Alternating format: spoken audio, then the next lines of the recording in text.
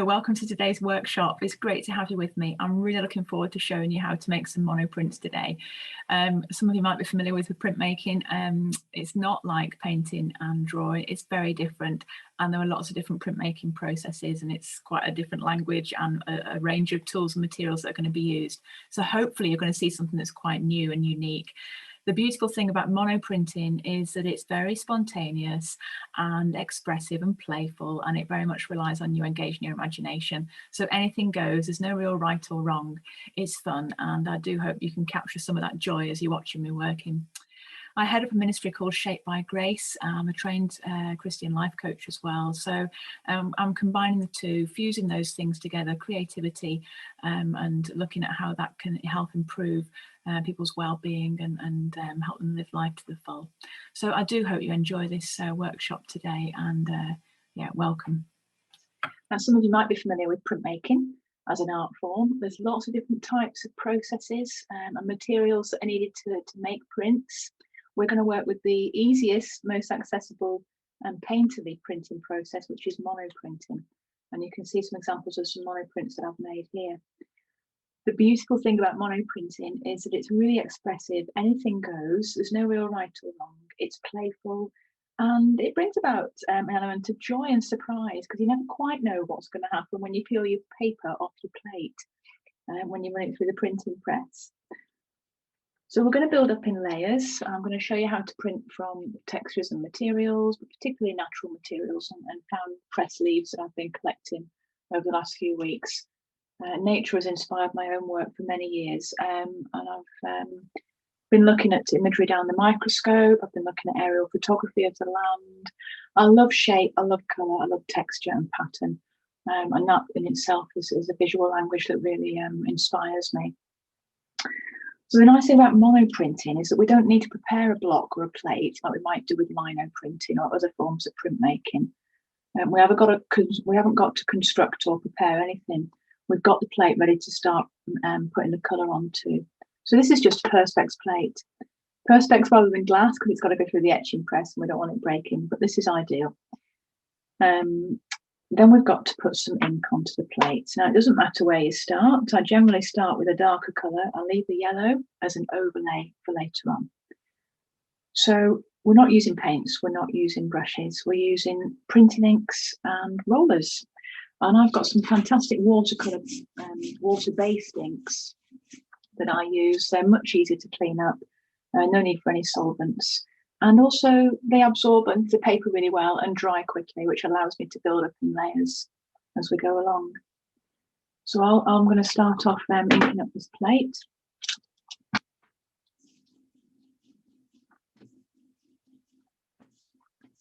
I love that sticky tacky sound. That tells me there's plenty of ink there ready for me to transfer from the roller onto the plate. Now you can get creative with how you roll onto the plate. I mean, I can cover the whole plate, or I could just cover part of it. I think I'll either play, and I'll just do part of it and show you the sorts of effects that you can get by doing that. The one thing I don't want to be doing is putting different rollers with different colours, so we've got to keep them as they are in their set colours. But I do have some smaller rollers. So these allow me to add more than one colour onto the plate at one time. So you can get quite painterly just like this if you sort of see your rollers as the paintbrushes, and just see what you can do with the rollers and the colours on the plate as it is. And I can always wipe that clean if I want to go into a different colour. So we've got a bit of green and red on there. And now I'm going to lay on some pressed natural materials, things that I've been collecting. Nice firm leaf there. Just going to put that face down. The nice thing about these inks is that they don't dry quickly. So I can work with them on this plastic plate for quite a while. I haven't got to rush around. They dry quick and well on the paper, but on the plate they'll stay wet for me. And the same in here as well, on the palettes, which is good. So I've got a box full of mark making tools. I've taken a few little bits out because I like to coincide the mark making just with found materials, throwaway bits and bobs really. along with the materials, the natural materials and textures that I'll lay on top. I've got a cotton bud, that's nice for making marks, old toothbrush, a little toy car tyre, which has actually got an impression on the rubber. So anything with an impression or a pattern, something that's in relief, will transfer into the ink, will make an impression in the ink. I can just show you on newspaper there as well. I can offset that ink on the tyre onto the paper as well. But that's gone into the ink quite nicely there.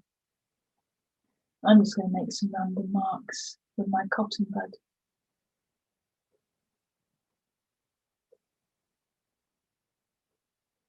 What's also quite nice at this stage is to just pop that plate, rather than it being on top of newspaper, pop it onto some white paper.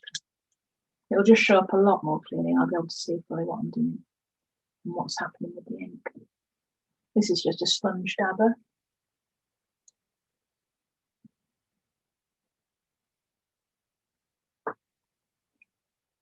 I mean, sometimes less is more. I could carry on and on, but I think I'll leave it like that for the moment. And I'll just take that as a first print. See how we get on. I'm just going to change cameras now so you can get a good view of the printing press.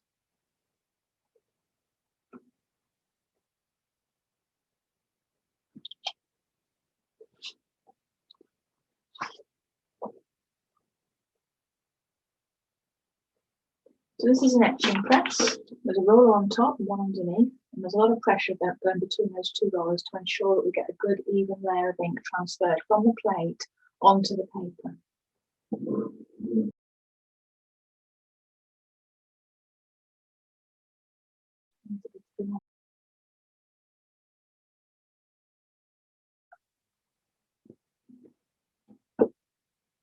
I can see there's been plenty of pressure.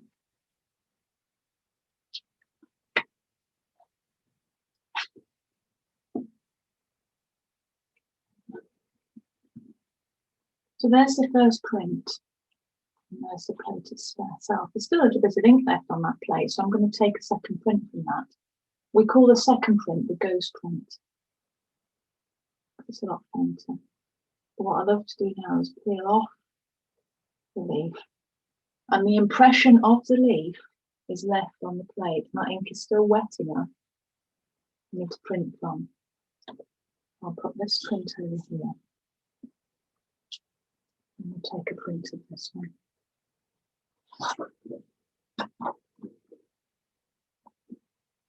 This will be a lot fainter, but we'll be able to see the underside of that flame leaf.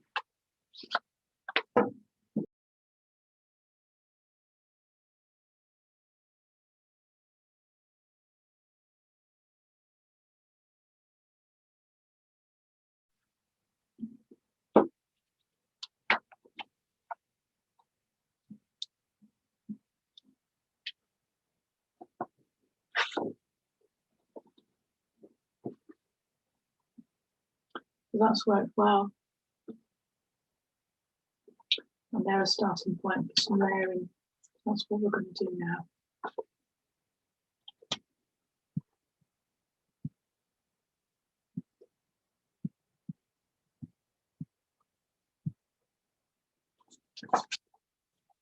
So I've got these two prints that are made. I'll think about using those to work over in a bit. I'm going to think about my second layer now. I've also got this fern leaf, which has been used during the printing, and it's got lots of ink that's still wet on there. I can use that again in a later print. I'm just going to wipe the tray clean, and we can start inking up with a different colour. Lots of artists come to printmaking to free themselves up, particularly painters. They'll come to printmaking to just, free themselves up a little bit, have a bit of a play. It's a lot less rigid than painting. And you're relying more on your imagination, and you're having a play, and it's far more expressive in lots of ways. You know, one minute you're in control, and the next minute you go to the press and you're not quite in control. It's just got that real beauty about it, where there's some freedom, but there's also a need for you to just start to think about how your images are made in terms of being in reverse as well. So it gets the brain thinking in a different way. So whatever I do on here will print in reverse. So that's always something worth considering. When I'm working in this process, compared to other printing processes, it has got an innate freedom about it. And I tend not to, my own working process, I tend not to think too hard and long about what the finished image is going to look like. I haven't even thought about that. I'm more interested in the process of what's going on. And that's where I feel God is at play, really, in my imagination and that decision making. And I find there's a real joy and a real connection to what it means to be made in his image and myself be a creator as well. And people come to my workshops and say, oh, I can't draw, I'm no good at art. But actually, there's something quite unique about this process that anybody can have a go. And we can all make beautiful, beautiful pictures using this process. And that in itself is a real encouragement. So we'll think about the next layer. I know that I've got some reds and greens. So I know that if I was to drop some yellow over there, the reds would change to orange. The greens would become a lighter green. So I'm always sort of considering what happens when one colour goes over the other. And that's when you start developing a sense of depth and of space. And that's when visually it's quite exciting for the eye to be drawn in to the image. I mean, we're working on a two-dimensional piece of paper that's very flat. And what I'm trying to recreate is an illusion of depth and space by using light and dark colours. And I'm quite interested in how our perception works in light of that. So thinking about the next colour, I think I'm going to pop a little bit of blue in there. Not too much.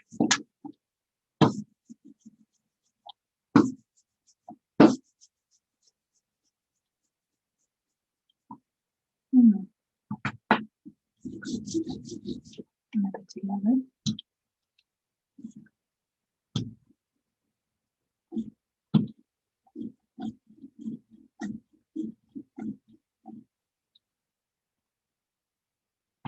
You can see I've actually left a line there, so I haven't filled that out with ink. I've deliberately done that. And that'll allow, when we overprint, us to see through the next layer of what was going on. And what I'd like to do here is to just wipe a bit of ink out with my rag. A bit of energy and movement going on there. Now I've got this green fern, and that green ink is still quite wet, so I'm going to lay that down over the top of the yellow. And I'm laying it down with the ink side facing up. And I want to get a print of that. And we'll pop that to the press in a moment.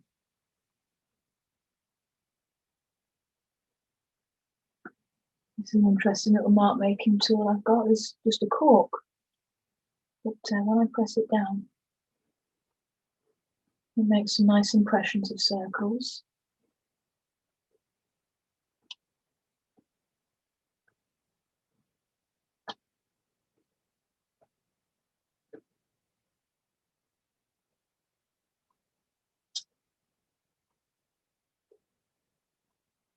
String is a nice thing to run through as well. I mean, you can draw with a line like this. You can draw with string. I mean, within reason, anything can go through the etching press as long as it's got some give, and it'll go through. You wouldn't want to put anything that's very hard, like metal, or anything that's too thick, because you could break and put too much pressure on the rollers. But within reason, anything can go through the press. Change the camera so you can watch me rolling it through.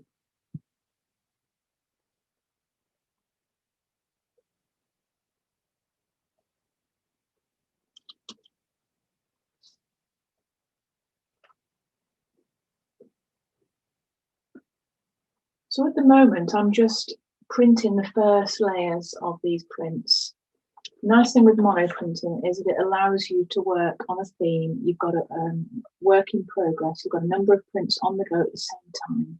So if I do the first layer of prints, and then I can start to look at them and think about how I might overlay 2, 3, 4, maybe 4 times more yet. This is just the first layer.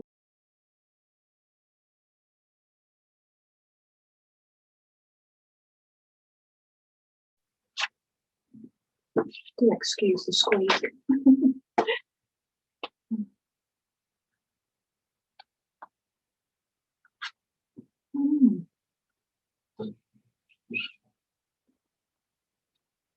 It's interesting.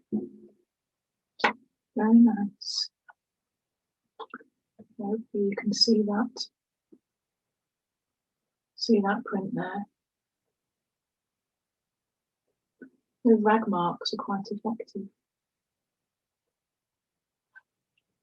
So again, like I did before, I'm going to do the ghost print as well. So I peel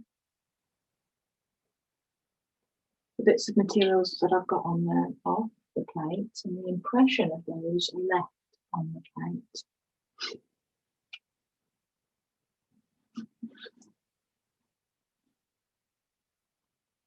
And this is where I might consider popping this over another print. I might not, I might just do it on its own.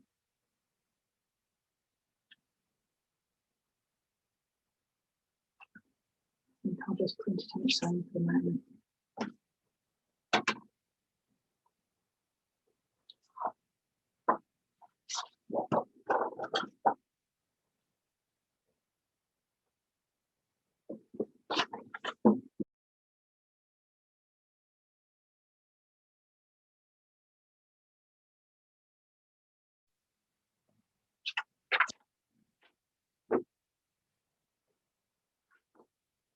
That'll make a nice background. So we'll start doing the next layer now, and then layering up on these first prints that we've made.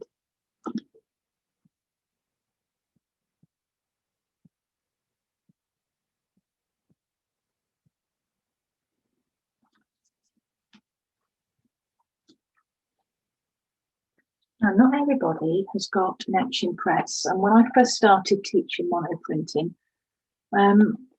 I didn't have an etching press. So everything that we were doing, I was running an arts on prescription residency, and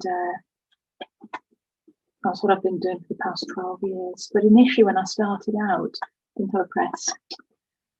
So you can still make a print without a press, but you would just be relying on the pressure of your hand on the back of the paper. Okay, so it would just be relying on that, or maybe you've got a roller that's not got any ink on it, and you could use the roller. Okay, so it's not impossible to print without the press, but the transfer of ink is all the more because there's a lot more pressure with the press. So you do get that transfer. It's a lot brighter and a lot clearer. I mean, printing processes like lino, you don't need the press. Lino cuts, you would be rubbing the back of the paper. So it's definitely something you can be using. The paper that I'm using is just cartridge. It's good quality cartridge, but it's absorbent enough. But one of the best papers I've found, most economical, is just copy paper. It's a nice absorbent paper, and it draws the ink off the plate really well. For different types of printmaking, you do require to think about different types of paper to use. So, for example, if I was doing some etching or even some lino, I'd perhaps look at using some different quality papers, different thicknesses. Japanese and Chinese fibre papers are really absorbent and really good for printmaking as well. But for this particular process, monoprinting, the cartridge is great. You could also consider printing onto different coloured paper.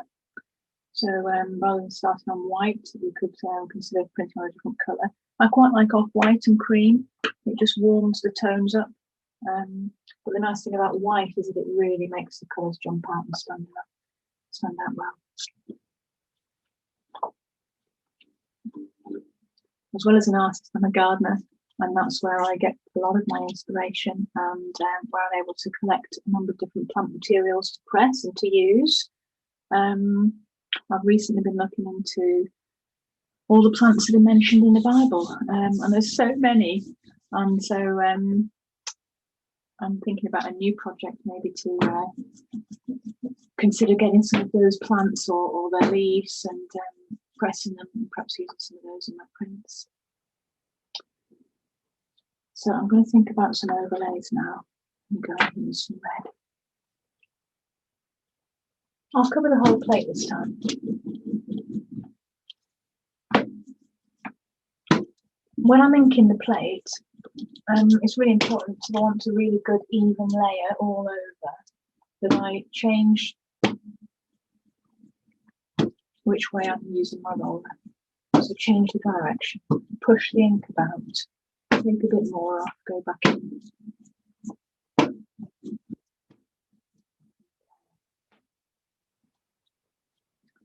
So let's say I was to go over this print in red. Okay, well, red and blue make some purples, red and yellow, I'd get some orange. I could, however, drown it out with red. So what I really want to do is still to preserve a bit of that light freshness there with the yellow and the green and the blue. I'm going to need to just take out or wipe away a bit of the red. So I've got some areas where we can see through to what was. Okay. I'm going to have a bit of a play as well and use this fern leaf again and just drop that in there. So this is almost acting as a stencil. Okay. Now some people think, oh, well, how are you going to register? That's quite a difficult thing to do, and it is when you start to layer up in printing it. Registration is really difficult because I want to make sure that emphatically goes onto there. But I'll show you how to do that in a minute. So I've got the fern leaf there. I might put a little bit more string in. Notice I'm putting it onto the paper, not onto the plate this time, okay? Because this is how I want to be able to register. I want to be able to lift the plate up, turn it over, and pop it down. And know that I've got it spot on.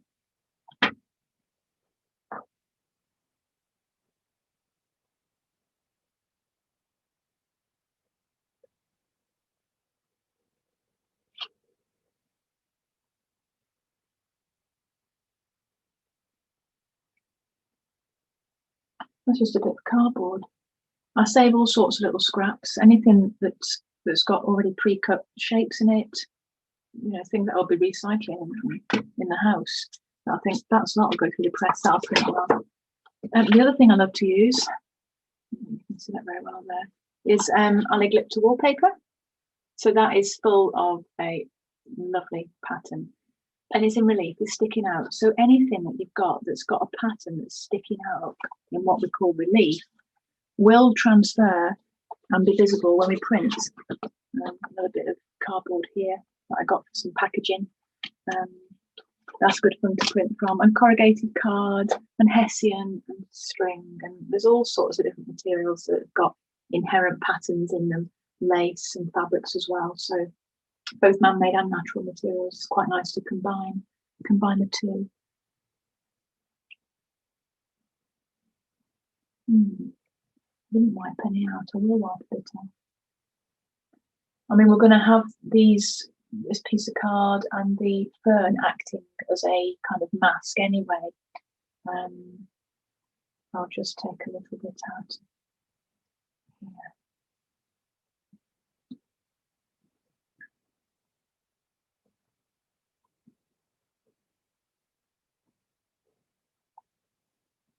And I want to register.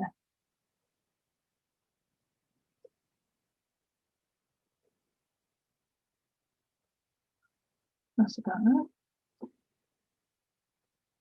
So the thing with printing this way is that I need to make sure that I'm flipping this over. So whatever goes through the press, the paper must always be on top. Prints a lot better. So steady hands, flip it over, keep it in one place as best I can.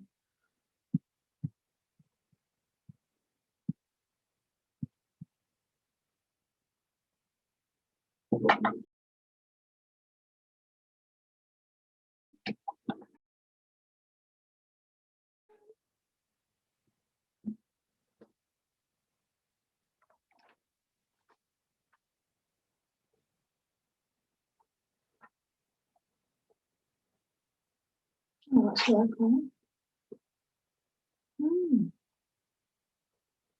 Quite a lot of contrast there. And at the minute, I'm just using the primary colours, 3 primary colours, and the green as well. But there's far more than just 3 colours there, because they've overlapped each other and became a new colour. So that's worked well. So again, I've got the opportunity to make a ghost print. I'll just peel off a piece of card and the string.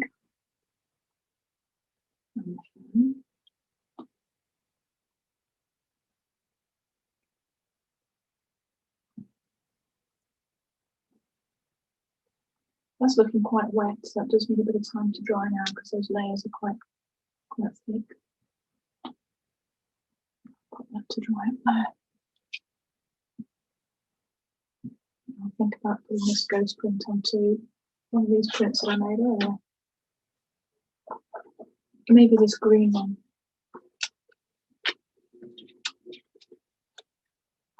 I was listening to someone the other day when it came to clothing and picking and choosing your colours and just being careful about what colours you put with what. And then I think it was somebody said, oh, red and green should never be seen. But actually, when you think about it in nature, red and green is seen a lot. And on the colour wheel, on the artist's colour wheel, when it comes to mixing colours, you've got your 3 primaries, red, yellow and blue. And then out of those, you've got your secondary colours. So that's red and yellow making orange, blue and yellow making green, and blue and red making purple. And on the colour wheel, you've got complementary colours. So that's 2 colours that actually complement each other. And they are red and green, they're complementaries. Blue and orange are 2 other complementaries, and yellow and purple are 2 other complementaries. So visually, in the world of making artwork and thinking about your colours, it's important to consider how you know what colours you do put with what. Sometimes it's nice to have colours that are standing out against each other and are almost what you think would be clashing. And sometimes it's nice to have colours that are really in balance and harmonise with each other. That red and green looks nice.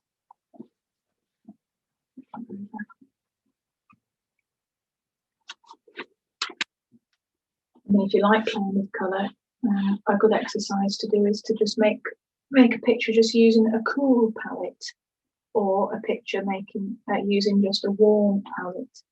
So there's a whole range of different blues and greens and yellows in the cool palette, and a whole range of different shades of red and oranges in the warm palette.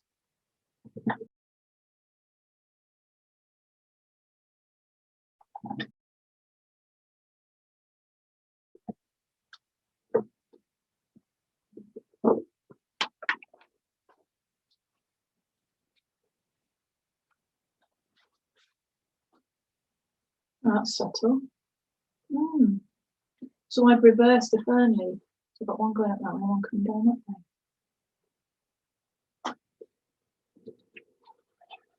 I mean, often with printmaking, particularly when I'm layering up like this, it's working out when's enough, when is enough, when is it time to stop.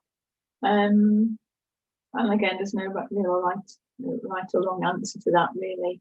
It's just when I feel that my eye is comfortable with that, because you can easily overdo it, and often less is more. And what I'm aiming for is for something that's balanced and easy on the eye, and that draws you in, and it's got that appeal and that attraction. And I think abstract art really lends itself to that. It can be anything for anyone. So what is it? What's it meant to be? What's it look like? It doesn't have to look like anything. That's what I love about abstract art.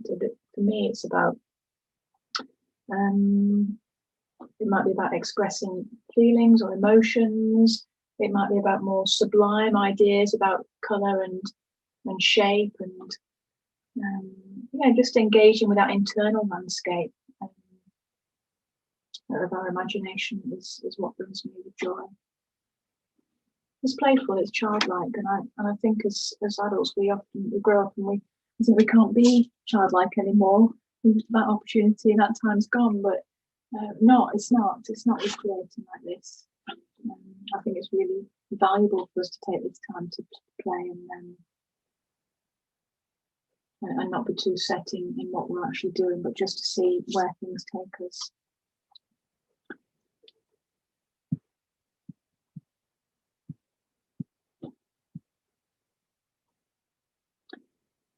And people have commented before and said, oh, this is like being back at school. This is really fun. But for some, it's been a bit uncomfortable to get their heads around the fact that it's okay to have a play. And it certainly is okay to have a play. There's a lot of research being done now in terms of health and well-being, where it's really important that we do promote the opportunities for play for adults. There's a lot of research being done in the Scandinavian countries where play is vital to health and well-being. And play parks, for example, are being set up in those places for adults to go and have some fun. But yeah, it is an important element of our well-being to allow ourselves this time and space to just explore and be curious. That fern leaf has got some red ink on it, so I'm going to drop it into that white space of the fern there. Having worked within the mental health sector for many years, working for a charity using arts on prescription, I am aware that this printing process is quite uniquely set apart in that people do find themselves really stimulated, but also they're able to get into a zone and into a flow where they can forget about things and just be present with what they're doing, and that in itself helps them to relax their mind and open it up a little bit to new ways of thinking and doing.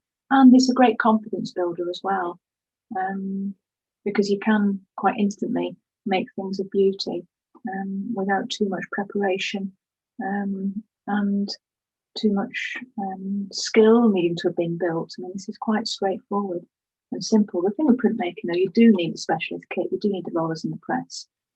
But with a little bit of instruction and practice, this process really allows you to run away with it and just try new things. And ink up in yellow. I don't tend to use yellow as the first layer, only because it's so light that you can't necessarily see any of the patterns as brightly as you can with the darker colours. But what the yellow is better for is being an overlay colour. So this is much better to be used towards the end when you just want to bring some new life to the existing colours that you've got in the prints. See what happens when the yellow hits them.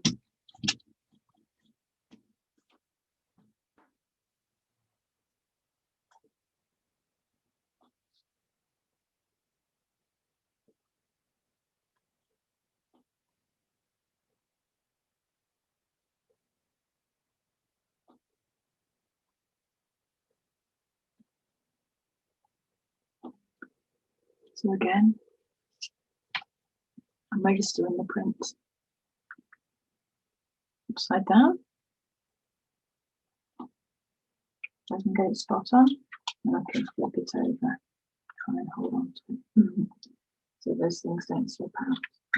I'll be back to the press.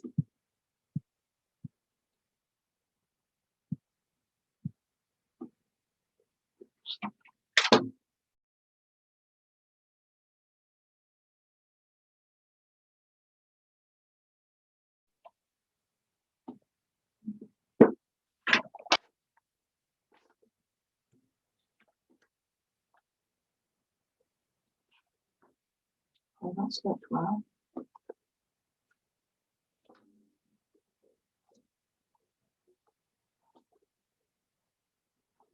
I mean, the creative process is about taking risks, and we've got to be brave enough and bold enough and confident enough to do that, as we have in life as well. And I just think this process, because it's so encouraging of that, yeah, it really is it really does help to build people up and have a play with it. Because I suddenly realise, oh, actually, I can do this. This isn't rocket science. I can have a play and just try this and try that. And that's good. I get a lot of people coming to my classes saying, I was put off art because my art teacher said I was rubbish and it wasn't good enough. It didn't look like this or look like that. So straight away people think they can't do it, they can't have a go. But yeah, they can. And the beauty of the press is really, I don't know what's going to happen once it goes through there. I can be in control here on the plate, but once I come to printing, I've no idea. And I just love the magic of that surprise element. There's just something really beautiful in that you don't get in any other art form. So I've made 3 prints now. This is the 4th one. And I'll make this our final print to work from.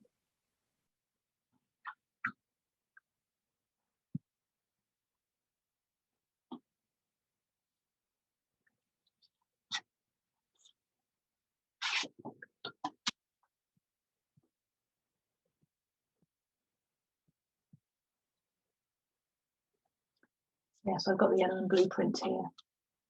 And yeah, I'm just trying to decide whether that is the right way around, but I'm quite happy with that. We'll see.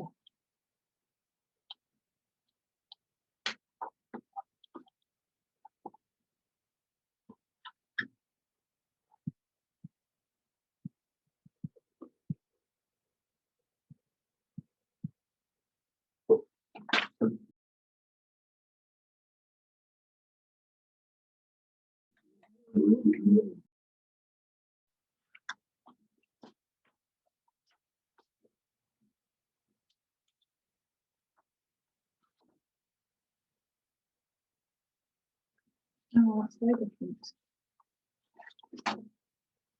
I'm supposed to blues and yellows.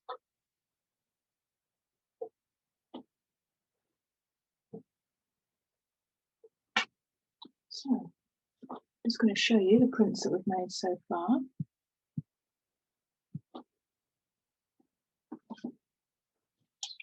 Just from using the same materials, just altering where I put them and the colours that I layer it with. All very different, but all very much from the same sort of theme.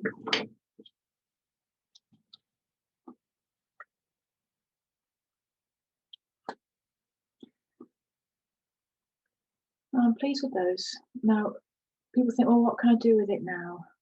Well, in the past, sometimes I've cut sections out, I've made them into cards, but also you can just frame and mount these with mount board frames and frame them on the wall. I mean, once you get a mount around the print, it just lifts it so much. You could also make some wrapping paper, you could go on a bigger scale, and you could cut out and collage certain elements of these. There's a whole host of different things. I also like to hand colour and mix media, use some mixed media into my prints as well. So it could be pencil, pastel, watercolour, gouache. I do like mixed media.